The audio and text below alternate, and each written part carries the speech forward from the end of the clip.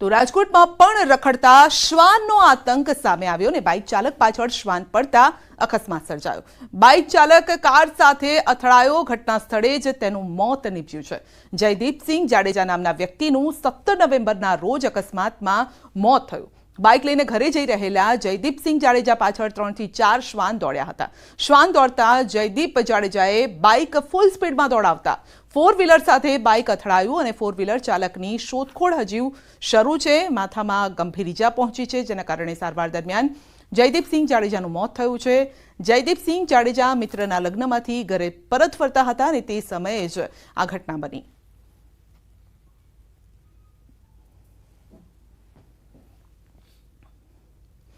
તો ક્યાંક આખલાનો આતંક છે, ક્યાંક શ્વાન શહેરીજનોનો જીવ લઈ રહ્યો છે।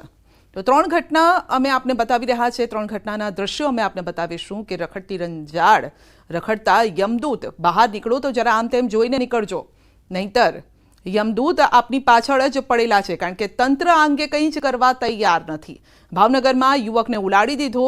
બોટાદમાં વેપારીઓ ડરી ગયા આખલાઓની લડાઈમાં। બીજી તરફ રાજકોટમાં એક યુવકનું મોત થયું છે।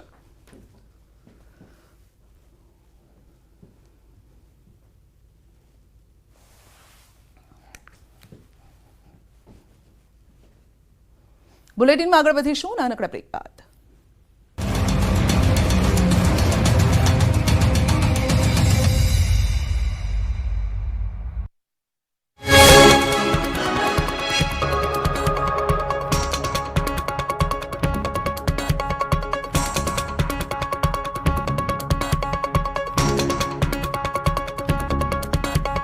यार गेम છોટાઉદેપુરના નસવાડી તાલુકામાં ખેડૂતોનો કપાસનો પાક સુકાઈ ગયો। ખેડૂતોનો આરોપ છે કે સિંચાઈ માટે પાણી ન મળતા પાકમાં સુકારો આવ્યો। રામપુરી અને હરિપુરા વિસ્તારમાં કેનાલનું પાણી ન મળતા ખેડૂતોને રાતા પાણીએ રોવાનો વારો આવ્યો છે। રામપુરી અને હરિપુરા વિસ્તારમાં 150 હેક્ટરથી વધુ જમીનમાં ખેતીવાડી થાય છે। ખેડૂતોનો આરોપ છે કે બાજુમાં જે ઢાળિયા કેનાલ છે તેમ છતાં પાણી ન મળતા ખેતરો તરસ્યા છે।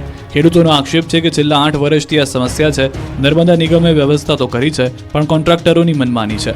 ઢાળિયા કેનાલો બંધ કરી અને અંડરગ્રાઉન્ડ પાઇપલાઇન નાખી દેવાતા ખેતરો સુધી પાણી નથી પહોંચી રહ્યું। ખેડૂતોનો કપાસ સુકાઈ જતા મુશ્કેલીમાં મુકાયા છે। રાત દિવસની મજૂરી અને વાવેતરનો ખર્ચ પણ માથે પડ્યો છે।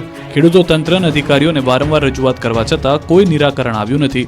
ખેડૂતોને પોતાની જમીન હોવા છતાં વર્ષોથી તેઓ ખેત પેદાશ લઈ નથી શકતા। ખેડૂતોએ ચીમકી ઉચ્ચારી છે કે જો તેમની સમસ્યાનું નિરાકરણ નહીં આવે અને સિંચાઈ માટે પાણી આપવામાં નહીં આવે તો અંડરગ્રાઉન્ડ લાઇનોને તોડી નાખવામાં આવશે। આણંદ પાલિકા તંત્રની ઘોર બેદરકારી સામે આવી। શહેરમાં 1 વર્ષ અગાઉ ખોદેલા રોડ રસ્તાઓનું સમારકામ ન કરાતા સ્થાનિકો પરેશાન થઈ રહ્યા છે। વોર્ડ નંબર 3માં રોયલ પ્લાઝાથી લઈ પાણીની ટાંકી વિસ્તારમાં 1 વર્ષ પહેલા નળ સે જળ યોજના અંતર્ગત રસ્તાઓનું ખોદકામ કરવામાં આવ્યું હતું, જેનો 1 વર્ષ જેટલો સમયગાળો થયો હોવા છતાં રસ્તાઓનું સમારકામ નથી કરવામાં આવ્યું, જેના કારણે સ્થાનિકો અને વાહન ચાલકોને પારાવાર મુશ્કેલી વેઠવી પડે છે। રસ્તા પર ખાડા હોવાને કારણે ચોમાસામાં પાણી ભરાવાની સમસ્યા સર્જાય છે, જેના કારણે લોકોમાં અકસ્માતનો પણ ભય રહે છે। સાથે જ પાણી ભરાતા મચ્છરજન્ય રોગચાળો ફાટી નીકળે તેવી દહેશત ફેલાયેલી છે। સ્થાનિકોનો આરોપ છે કે તંત્ર માત્ર કાગળો પર કામગીરી કરતું હોય એમ લાગે છે। વારંવાર રજૂઆત છતાં તંત્રના અધિકારીઓ આંખ આડા કાન કરી રહ્યા છે। 1 વર્ષ થયું છતાં આ સમસ્યાનું નિરાકરણ લાવવાનું અધિકારીઓ નામ નથી લઈ રહ્યા। સ્થાનિકોની માંગ છે કે પાલિકા દ્વારા તાત્કાલિક રસ્તાઓનું સમારકામ કરવામાં આવે, જેથી અહીંના સ્થાનિકો કોઈ પણ મુશ્કેલીનો સામનો કરવો ન પડે। ડાંગ જિલ્લામાં વહીવટીતંત્રે બોર્ડર વિલેજ યોજનામાં જિલ્લાના કુલ 43 ગામોનો સમાવેશ કર્યો। બોર્ડરને અડીને આવેલા સોનુનિયા ગામનો સમાવેશ ન થતા ગ્રામજનોમાં રોષનો માહોલ છે। સોનુનિયા ગામ બોર્ડરને અડીને આવેલ હોવા છતાં પણ અધિકારીઓ દ્વારા વિલેજ બોર્ડરમાંથી કાઢી નાખતા ગ્રામજનોમાં ભારે રોષ વ્યાપ્યો છે, જેને લઈને ગ્રામજનો દ્વારા ટીએસપી આહવા ડાંગને અરજી કરવામાં આવી, પરંતુ તેનો પણ આજ દિન સુધી કોઈ નિર્ણય ન મળતા ગ્રામજનોએ આખરે મીડિયાનો સહારો લીધો।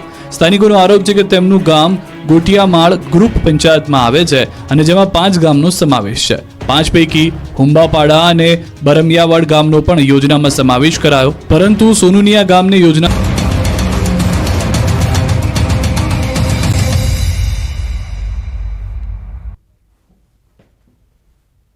વડોદરામાં દબાણ હટાવવાની કામગીરી દરમિયાન બબાલ થઈ છે। નવાપુરા વિસ્તારના સંવેદનશીલ વિસ્તારમાં દબાણ હટાવવાની કામગીરી ચાલી રહી હતી અને ત્યારે જ બબાલ થઈ।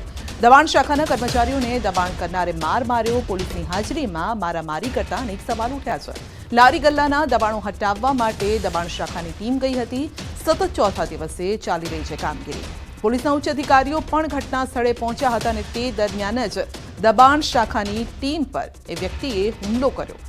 જોકે ત્યાં પોલીસ પણ હાજર હતી, તેમ છતાં આ રીતે મારામારી થઈ છે. તો સતત 4 દિવસથી આ કામગીરી ચાલી રહી છે અને તેની સામે અનેક લોકો સ્થાનિકોમાં પણ રોષ જોવા મળી રહ્યો છે અને ઘર્ષણના બનાવો સામે આવી રહ્યા છે. વધુ અપડેટ મેળવીશું સંવાદદાતા હાર્દિક પાસેથી. જી હાર્દિક, સતત 4 દિવસથી આ કાર્યવાહી ચાલી રહી છે, પરંતુ આજની ઘટના જે બની છે તેની સામે સવાલ ઉભા થઈ રહ્યા છે. બિલકુલથી સવાલો ઉભા થયા જ, કારણ કે કાયદો વ્યવસ્થાનો ડર જે છે તે વડોદરા શહેરમાં રહ્યો નથી. અને તમે પણ જાણો છો કે છેલ્લા ઘણા સમયથી વડોદરા શહેરમાં જે બેફામ તત્વો બન્યા છે, ગુનેગારો જે છે તે બેફામ બન્યા છે. દબાણ હટાવવાની કામગીરી 3-4 દિવસથી ચાલી રહી છે, પરંતુ આજે તો હદ થઈ ગઈ. પોલીસની હાજરીમાં જે દબાણ શાખાના જે અધિકારી છે તેમને ધક્કે ચડવામાં આવ્યા, કર્મચારી પર હાથ ઉઠાવવામાં આવ્યો અને જે તત્વો છે તેમના દ્વારા જે લારી છે તે છોડાવવાનો પ્રયત્ન જે છે તે કરવામાં આવ્યો હતો. પોલીસે પરિસ્થિતિ પર કાબુ તો મેળવ્યો છે, પરંતુ સવાલ એ થાય કે જો પોલીસની હાજરી હોય તો કોઈ વ્યક્તિ આ રીતે હિંમત કઈ રીતે કરી શકે. થોડા દિવસ અગાઉ પોલીસની હાજરીમાં હત્યાની ઘટના બની ગઈ. હજુ તેને ગણતરીના દિવસો થયા છે, ત્યારે આજે ફરી એકવાર પોલીસની હાજરીમાં કોઈ સરકારી કર્મચારી પર કોઈ હાથ ઉઠાવી જાય એટલે સવાલો ચોક્કસથી ઉભા થાય. અત્યારે મામલો શાંત પડ્યો છે, પરંતુ પોલીસની કામગીરી સામે સવાલો ઉઠી રહ્યા છે. પાલિકાની ટીમ જે છે તે હવે આગળ વધી છે અને જે દબાણ તોડવાની કામગીરી છે તે કરી રહી છે. કેટલા દિવસ આ કામગીરી કરવામાં આવશે? કયા કયા વિસ્તારોમાં આ કામગીરી થઈ રહી છે? બિલકુલ બીજો 4 દિવસથી જેટલા પણ સંવેદનશીલ વિસ્તારો છે ત્યાં દબાણ હટાવવાની કામગીરી જે છે તે કરવામાં આવી રહી છે અને પાલિકા દ્વારા કહેવામાં આવ્યું છે કે આ કામગીરી જે છે હવે કાયમ માટે ચાલુ જ રાખવામાં આવશે.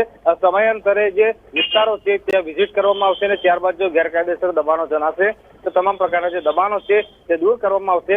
એના જ ભાગરૂપે સતત 4થા દિવસે આજે જે પાલિકાની ટીમ છે તેમના દ્વારા જે દબાણો છે તે દૂર કરવાની કામગીરી નવાપુરા વિસ્તારમાં કરવામાં આવી રહી છે. જી હાર્દિક, આપનો આભાર.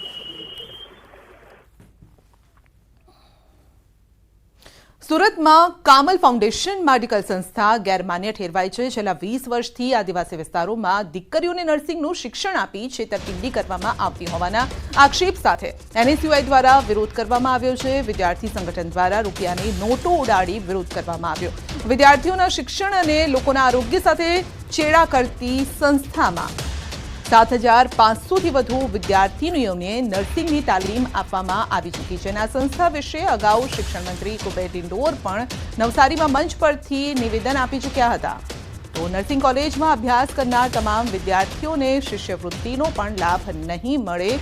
તો કામલ નર્સિંગ ઇન્સ્ટિટ્યૂટની રાજ્ય સરકાર દ્વારા કોઈ જ માન્યતા આપવામાં આવી નથી અને આ ઉપરાંત આ સંસ્થા પરિવાર કલ્યાણ વિભાગ, ગુજરાત સરકાર અને ગુજરાત હાઉસિંગ કાઉન્સિલ અમદાવાદ દ્વારા માન્યતા ધરાવતી સંસ્થા નથી. વિદ્યાર્થીઓના એડમિશન મેળવવા આ સંસ્થા સોશિયલ મીડિયા અને અન્ય રીતે જાહેરાતો કરે છે. 20 વર્ષથી સંસ્થા કાર્યરત છે અને અત્યાર સુધીમાં આદિવાસી વિદ્યાર્થીઓ સાથે છેતરપિંડી કરાવી રહી છે. કાઉલ નર્સિંગ કોલેજ દ્વારા અમને આજ રોજ ફરિયાદ મળી હતી અલગ અલગ વિદ્યાર્થીઓ દ્વારા કે અહીંયા અમારી પાસેથી 2.5-3 લાખ રૂપિયા લેવામાં આવે છે અને કોઈ પણ સાચી રસીદ આપવામાં નથી આવતી. માત્ર કાગળ પર લખીને રસીદ આપવામાં આવે છે. તેના વિરોધમાં આજે અમે અહીંયા આવ્યા હતા, પરંતુ અહીંયાના સત્તાધીશો આંખ આગળ આડા કાન કરીને ઓફિસના તાળા માંગીને ભાગી ગયા. ત્યારે અમારો NSUI વિરોધ પ્રદર્શન છે અને ત્યારે વિદ્યાર્થીઓ પાસે 2 નંબરની ફી લેવામાં આવે છે. ત્યારે અમે પૈસા લઈને આવ્યા છીએ અને અમે પૈસા એ લોકોને સત્તાધીશોના ઝોલા ભરવા માટે અમે આવ્યા છીએ. ત્યારે જો આવનાર સમયમાં વિદ્યાર્થીઓને ન્યાય નહીં આપે, ઓરિજિનલ ડોક્યુમેન્ટ પૈસા આપવામાં નહીં આવે તો અમે આનાથી પણ ઉગ્ર આંદોલન ગાંધી ચિંધ્યા માટે કરીશું. દીપક ગોહિલ ચેરિટેબલ ટ્રસ્ટની માં કામલ ઇન્સ્ટિટ્યૂટ છે કે જે નર્સિંગનો કોર્સ કરાવે છે તેને લઈને વિવાદો ચાલતા છે. ત્યારે કહી શકાય છે કે NSUIના કાર્યકર્તાઓ અહીંયા પહોંચાતા વિરોધ કરવા માટે અને કહી શકાય કે જે પ્રકારે અહીંયા પૈસાના જોડે કામ થાય છે અને કે નર્સિંગના વિદ્યાર્થીઓ પાસે પૈસા પડાવતા હોવાની ફરિયાદો આવી હતી, જેને લઈને શિક્ષણ મંત્રી કુબેર ડિંડોર દ્વારા પણ નવસારી ખાતેની જાહેર સભામાંથી આ યુનિવર્સિટી બોગસ હોવાની વાત કરવામાં આવી હતી. ત્યારે ન્યૂઝ 18 ગુજરાતીએ રિયાલિટી ચેક અહીંયા કરી હતી, ત્યારે પણ આ તમામ વસ્તુ સામે આવી હતી. ત્યારે NSUI દ્વારા હવે ધીરે ધીરે વિરોધ કરવામાં આવી રહ્યો છે.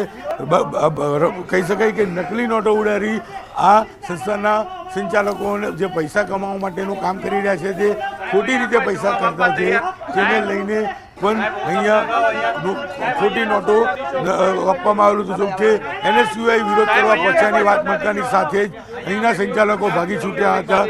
સુરતમાં નકલી હોસ્પિટલ, નકલી તબીબો સામે આવ્યા, ત્યારે હવે નકલી આખી યુનિવર્સિટી સામે આવી છે.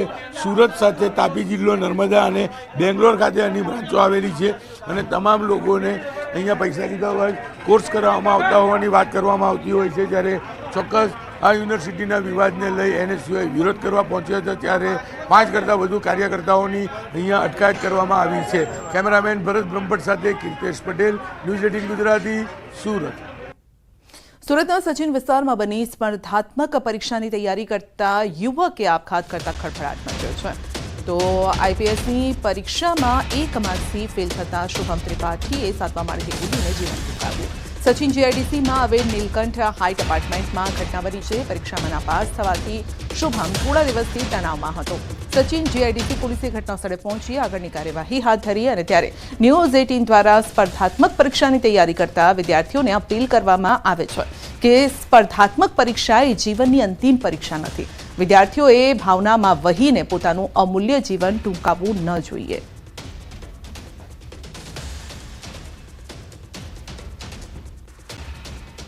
રાજકોટના જેતપુરમાં ગમફાર અકસ્માતમાં યુવકનું મોત થયું છે. જેતપુર રબારિકા રોડ પર બાઇક ચાલકને ટેન્કર ચાલકે અડફેટે લીધો અને સ્થળ પર જ યુવકનું મોત થયું છે. હરિપર ગામના 26 વર્ષીય યુવક સંજય મકવાણાનું મોત થતાં પરિવાર શોકમગ્ન છે. તો અકસ્માત સર્જાતા લોકોના ટોળા એકઠા થયા અને મૃતકના મૃતદેહને જેતપુર સરકારી પોલીસ હોસ્પિટલ PM અર્થે ખસેડવામાં આવ્યો છે. સરકારી હોસ્પિટલે અને અકસ્માત સર્જી ટેન્કર ચાલક નાસી છૂટ્યો છે અને પોલીસે તપાસ હાથ ધરી છે.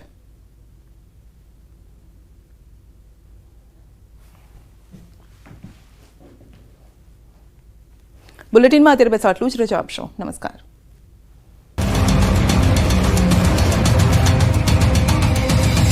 पानी पिया